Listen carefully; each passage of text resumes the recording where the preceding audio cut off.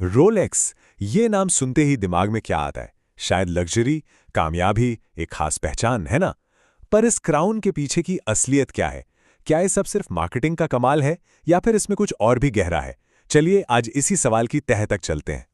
अक्सर यही सुनने को मिलता है कि ये तो भाई बस एक स्टेटस सिंबल है, एक अच्छी घड़ी से ज्यादा।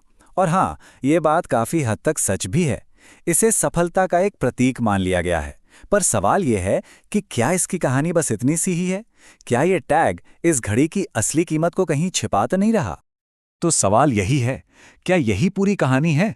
क्या इस चमक दमक के पीछे इंजीनियरिंग, इतिहास और एक जबरदस्त जुनून की कोई गहरी दास्तान नहीं है? चलो, इस धारणा से आगे बढ़कर सीधे फैक्ट्स की दुनिया में चलते हैं और देखते हैं सच क्या है। ठीक है, तो सबसे पहले उस चीज की बात करते हैं जिसने रोलेक्स को रोलेक्स बनाया। उसकी पहचान। ये कोई एक दिन का काम नहीं था। ये कहानी है 100 साल से भी ज्यादा की प्लानिंग, सही मौकों और एक ऐसी पहचान बनाने की जो आज दुनिया भर में जानी जाती है। इसकी शुरुआत होती है नाम से ही। साल था 1905, लेकिन रोलेक्स नाम आया 1908 में। और इसके पीछे की सोच देखिए। नाम छोटा हो, किसी भी भाषा में बोलना आसान हो और घड़ी के डायल पर एकदम साफ और शाही लगे। मतलब शुरुआत से ही सोच एक ग्लोबल ब्रांड बनाने की थी। कमाल है। और फिर रोलेक्स ने सिर्फ अच्छी घड़ियां नहीं बनाई, बल्कि उन्हें इतिहास का हिस्सा बना दिया। उन्होंने अपनी घड़ियों को इंसानी जज्बे की सबसे बड़ी जीतों के साथ जोड़ा। 1927 में एक तैराक के गले में बंधी घड़ी ने इंग्लिश चैनल पार कर लिया, ये साबित करते हुए कि ये वाटरप्रूफ है। 1953 में ये घड़ी सर एडमंड हिलेरी के साथ माउंट एवरेस्ट की चोटी पर पहुंची। 1960 में ये धरती की सबसे गहरी जगह मारियाना ट्रेंच तक हो आई। हर बार रोलेक्स ने यह साबित किया कि ये सिर्फ एक घड़ी नहीं, बल्कि हर चुनौती का साथी है।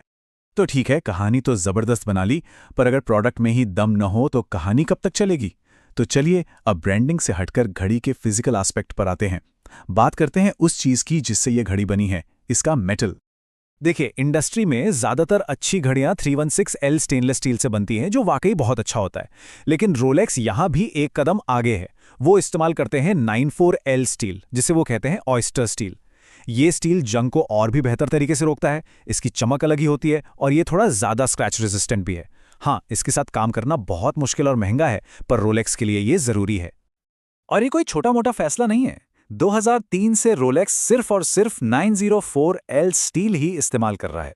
इसके लिए उन्हें अपनी पूरी मशीनरी, अपने सारे इक्विपमेंट बदलने पड़े, जिसमें भारी खर्चा आया। ये दिखाता है कि उनकी फिलॉसफी क्या है। इंडस्ट्री स्टैंडर्ड पर रुकना नहीं, बल्कि अपना एक अलग, उससे भी ऊंचा स्टैंडर्ड बनाना। तो बाहर से घड़ी सुपर टफ है, ये तो समझ आ गया। पर घड़ी का असली काम तो सही समय बताना है ना? तो अब जरा केस के अंदर झांकते हैं और देखते हैं कि रोलेक्स सटीकता यानी प्रिसिजन को लेकर क्या वादा करता है। घड़ियों की दुनिया में एक सर्टिफिकेशन बहुत मायने रखता है, COSC। ये स्विट्जरलैंड की एक इंडिपेंडेंट संस्था है जो घड़ी के इंजन यानी मूवमेंट की एक्यूरेसी को टेस्ट करती है।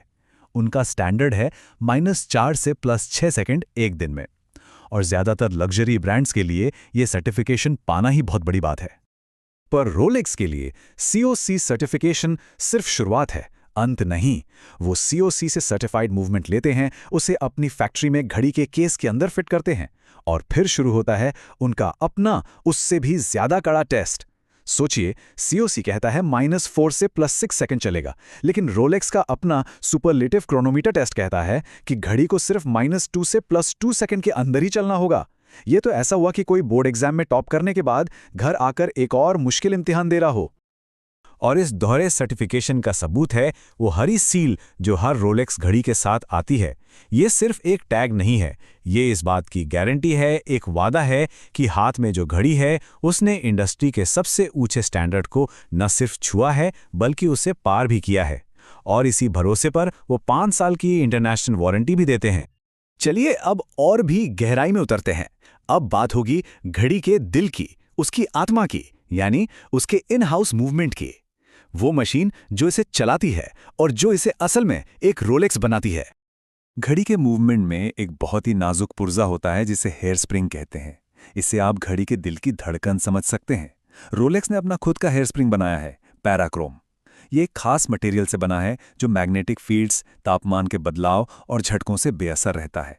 मतलब बाहरी दुनिया में कुछ भी हो, घड़ी का दिल सटीक धड़कता रहता है। अब ये देखिए, मूवमेंट के अंदर ये लाल रंग के पहिए, ये सिर्फ स्टाइल के लिए नहीं है, ये ऑटोमेटिक वाइंडिंग सिस्टम का एक बहुत ज़रूरी हिस्सा है। और इनका लाल रंग एक खास ट्रीटमेंट की वजह से है जो इन्हें अविश्वसनीय रूप से मजबूत और टिकाऊ बनाता है। ये दिखाता है कि रोलेक्स के लिए हर छोटा पुर्जा कितना मायने रखता है। और रोज़मर्रा की जिंदगी में झटके तो लगते ही रहते हैं। क्या होगा अगर घड़ी हाथ से गिर जाए? यही काम आता है रोलेक्स का अपना पेटेंटेड पैराफ्लेक्स शॉक एब्जॉर्बर। ये घड़ी के सबसे नाजुक हिस्सों के लिए एक कुशन की तरह काम करता है, जो झटकों को सोख लेता है और मूवमेंट को सुरक्षित रखता है। ये घड़ी को सालों साल भरोसेमंद बनाता है। तो हमने कहानी से शुरुआत की, फिर मेटल को देखा, सटीकता के स्टैंडर्ड को समझा और घड़ी के दिल तक पहुंचे। अब इन सारे टुकड़ों को एक साथ जोड़ते हैं और समझने की कोशिश करते हैं कि रोलेक्स की वैल्यू का असली फॉर्मूला क्या है। तो रोलेक्स का फॉर्मूला क्या है? ये कोई एक चीज नहीं है, ये एक मिश्रण है। इसमें एक सदी की जबरदस्त मार्केटिंग है जो ब्रांड को महान उपलब्धियों से जोड़ती है। इसमें बेहतर मटेरियल इस्तेमाल करने की जिद है। इसमें इंडस्ट्री स्टैंडर्ड से भी ऊंचे अपने खुद के सर्टिफिकेशन का दम है। इसमें अपने खुद के बनाए हुए भरोसेमंद पुर्जे हैं। और इन सब के ऊपर एक ऐसी कंपनी है जो किसी के दबाव में नहीं बल्कि अपनी मर्जी से लॉन्ग टर्म सोच के साथ काम करती है। ये सब मिलकर इसे वो बनाते हैं जो ये है। तो आखिर में हम घूम फिरकर उसी सवाल पर वापस आते हैं, क्या रोलेक्स की क्वालिटी ने उसे एक स्टेटस सिंबल बनाया, या फिर अपने स्टेटस को बनाए रखने के लिए वो इतनी जबरदस्त क्वालिटी देता है? ये कुछ वैसा ही सवाल है कि पहले मुर्गी आई या अंडा। शायद सच ये है कि ये एक चक्र बन चुका है। क्वालिटी ने स्टेटस को जन्म दिया और अब वो स्टेटस क्वालिटी को और भी बेहतर करने के लिए प्रेरित करता है। इस बारे में सोचने के लिए एक दिलचस्प सवाल है ना?